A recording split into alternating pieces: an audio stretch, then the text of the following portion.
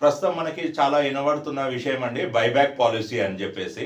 Buyback, pre launching, EMI, farm plots అనేసి వీటిల్లో invest చేసే ముందు చాలా జాగ్రత్తగా ఆచితూచి చేయాలండి.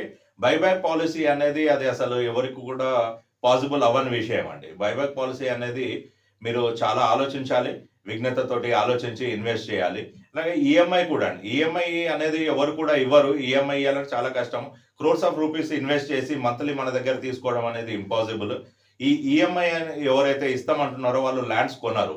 ముందు మన దగ్గర డబ్బులు కలెక్ట్ చేసి ఈ డబ్బులతోటి ల్యాండ్స్ కొందామని స్టార్ట్ చేస్తారు.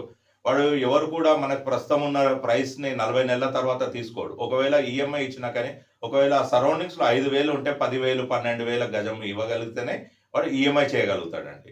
అలాగే ఫార్మ్ ప్లాట్స్. ఫార్మ్ ప్లాట్స్ అనేది కూడా గవర్నమెంట్ బ్యాన్ చేసింది. అది చాలా సున్నిత విషయం అది.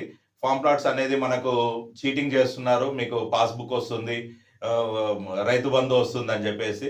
ఫార్మ్ ప్లాట్స్ కూడా అసలు చాలా ఆలోచించాల్సిన విషయం అండి. ఫార్మ్ ప్లాట్స్‌లో చెట్లు పెట్టి 25, 30 సంవత్సరాలకు రిటర్న్స్ వస్తాయని చెప్తున్నారు. అంటే వాళ్ళు డైరెక్ట్‌గా చెప్తున్నారు. 25, 30 సంవత్సరాల వరకు మీ ప్లాట్స్ పనికిరావని చెప్తున్నారు. అయినా కానీ మనం ఇన్వెస్ట్ చేస్తున్నాం. అలా అది ఇన్వెస్ట్ చేసే ముందు కొద్దిగా ఆలోచించండి.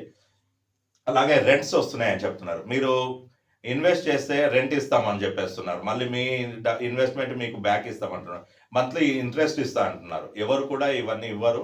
అవన్నీ కూడా కేవలం వాళ్ళు వాళ్ళ కోసమే చేస్తున్నారు. బిజినెస్ అనేది ఎవరు కూడా మనకు మేలు చేయడం కోసం చేయరు.